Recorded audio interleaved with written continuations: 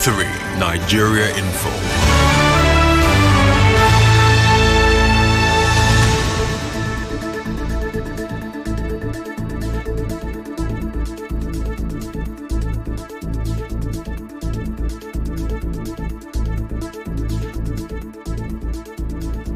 Good afternoon. It's Wednesday, September 24, 2025. Mental health is real. Seek help and end the stigma. On the news this afternoon, Serap asks former Rivers Administrator to account for 254 billion naira allocation.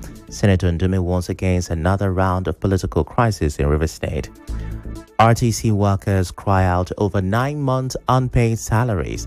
Pengasan, new federal government sell NNPC JV asset. On the foreign scene, China evacuates nearly 2 million people after typhoon kills 15 in Taiwan. I'm Ifechukwu Muonyili with the news. Now, the Socio-Economic Rights and Accountability Project, SERAP, has joined in calling for a probe into the financial dealings of former sole administrator of Rivers State, retired Vice Admiral Ibokete Ibas. The organization is demanding clarity on how he managed over 254.37 billion naira received from the Federation account between March and August 2025. In a Freedom of Information request, the rights group asked Ibas to account for allocations, including a reported 22 billion naira allegedly budgeted for installing CCTV at the State House. Serap argued that full disclosure will promote transparency, accountability, and help address allegations of corruption or mismanagement during his tenure. It insisted that the emergency rule in Rivers State cannot be used as a cover to withhold critical financial records.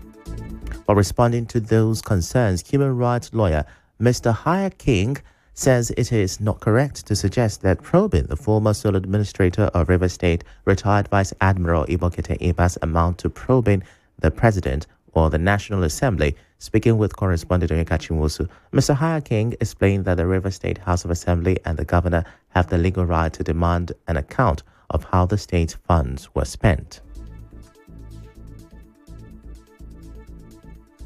I am aware that the sole administrator prepared a handover note, which legally he is mandated to do. You must tell us how much you got and how much you spent on capital expenditure, recurrent expenditure, and all that. So saying that it amounts to proving the president is not an excuse. Of course, the House of Assembly can call it to come and explain, whether you call it probe, you call it check, whatever name you call it. The governor can call him. No, I don't understand these figures. Come and explain to us. He has the legal obligation.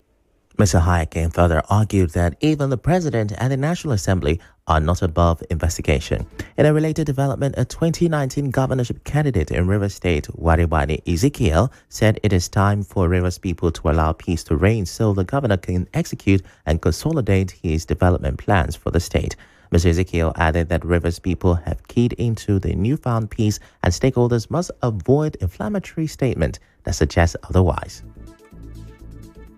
But Rivers people said no. We own the governor and the state belongs to us. Therefore, we shall go and receive the governor at the airport, even when obviously Governor Fubara never formally arranged for his reception by any group. My candid opinion is for us to allow peace to reign and to allow Governor Fubara execute and consolidate on all his selfless developmental plans and good governance for Rivers people. Similarly, the senator representing Borno South Senatorial District, Ali Ndume, called on the executive and legislative arms of government in Rivers State to work together in the interest of the people. Senator Ndume made the call in an interview with correspondent Soebi Oruwari on the sidelines of the ongoing second 2025 ECOWAS parliamentary session in Port Harcourt. Interdependently, they have to exist as an institution to make democracy work. If you remove legislature from democracy, what do you have? You don't have democracy. And at the same time, you can't have democracy without the executive. So also you can't have democracy without justice. They are supposed to work independently, but interdependently.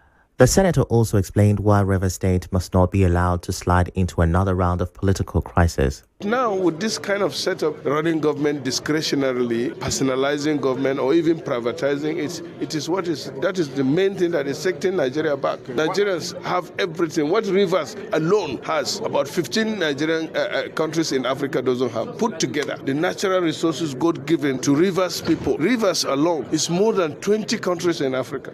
Yet, most of you are suffering, or all of us are suffering.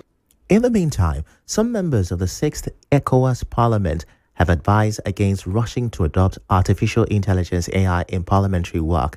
They raised concerns about how AI might affect society at the 2025 ECOWAS Parliamentary Seminar and Extraordinary Session in Port Harcourt on Tuesday. A member of the ECOWAS Parliament, Mrs. Ladi Ayamba, from the Anglophone group, stressed the need for West Africans to think carefully about the impact of AI before adopting it. She called for clear regulations that support innovation but also protect human rights and democratic values. We have had places where children or upcoming children are not even able to speak because they are always on phones. What we need to do is to give them education, sensitization as much as we can, and let our people understand that this is not something that we should embrace or forget about who we are and what we are. So let us be conscious of embracing AI. Madam Speaker, it's a good idea, but let us listen slowly. Another member, Mr. Guy Marius Sagna from the Francophone group, said there should be gradual sensitization so that legislators can understand AI better. He warned against adopting it too quickly, even while recognizing its potential benefits in lawmaking. Correspondent Yobi Oruware reports that the senator representing Rivers West Senatorial District, Ibalibo Harry Banigo, also spoke on how AI could be useful in the health sector. Some databases that are being developed. There was one that I launched, which is mortality data, children that are born under 1 week old. That database only receives data from primary health center. So whoever is the policy maker, the decision maker, can just plug that tool and be able to see just in real time what is happening across the country. They are all AI tools. Well, away from that, Vice President Kashim Shettima will today deliver Nigeria's statement at the 80th session of the United Nations General Assembly, UNGA, in New York on behalf of President Bola Tinubu. According to a statement from Senior Special Assistant to the President on Media and Communications, Office of the Vice President, Stanley Kwacha, the address is slated for between 3 p.m. and 9 p.m. New York Times. The national statement is expected to focus on key global issues, including multilateralism, UN reform, climate action, and international finance restructuring. We go on a quick break. When we return, RTC workers cry out after months without pay. Stay with us.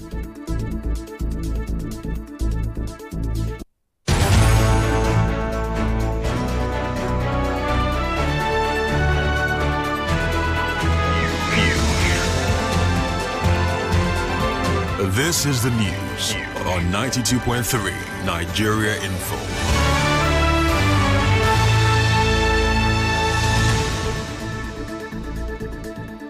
You're welcome back. Now, some staff of the River State Transport Company, RTC, are appealing to the state government to pay them their 9 months of salary owed them. Recall that the River State Transport Company was shut down in 2020 by former Governor Nyesom Wike as a result of the COVID-19 pandemic. The company's closure was also due to the government's inability to continue operating it at a deficit and alleged criminal activities by some of its franchise operators. Staff members who spoke to our correspondent Martha Okere said that after the RTC park was reopened in July 2024, then Commissioner Collins Ihuo paid only 6 months' salaries. They explained that the unpaid arrears have taken a toll on their health, with some colleagues dying and others relocating to their villages out of hardship. They are calling on Governor Siminalayi Fubara to intervene and clear the backlog. Our Children are no more going to school. Sir, please do something. This is an appeal, sir. I know you are just coming back. Do something. Our staff are dying on daily basis due to hardship. Most of the staff have died, most have gone home, most have gone back to menial jobs, most have ill health, no money for medical attention, and they are suffering. We want to thank the governor for his goodness, for reversible, but put smiles back on the faces of RDC workers. I am so happy that our governor has been reinstated. This governor came in and reopened the place. On the process of revitalizing the place, he was suspended. And since then, we have been left alone. No payment of salary. We have gone through so much. We are just appealing is to revisit ROTC and see how we can help them to pay the salary of the staffs. In other news, a consultant neurologist at the University of College Hospital UCH Ibadan, Dr. Temitope Farombi, has urged Nigerians against stigmatizing people living with dementia. She said Nigerians should have empathy for them, show understanding and support rather than pity or discrimination.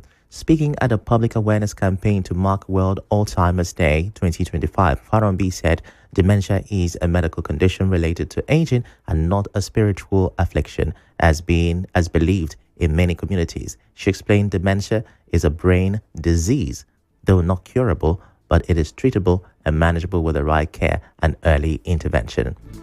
In business, two of Nigeria's influential oil sector unions have strongly opposed the federal government's reported plans to divest significant stakes in joint venture assets managed by the Nigerian National Petroleum Company Limited, the Petroleum and Natural Gas Senior Staff Association of Nigeria, and the Nigeria Union of Petroleum and Natural Gas Workers on Tuesday warned that such moves could destabilize the economy, weaken the oil industry, and jeopardize the welfare of workers. At a joint press briefing in Abuja, Pengasen President Festus Osifo and his New Pen counterpart Williams Aboreha rejected the proposal to cut government stakes in JV asset by as much as 30 to 35%. Currently, the federal government holds between 55 and 60% of such assets through NNPCL.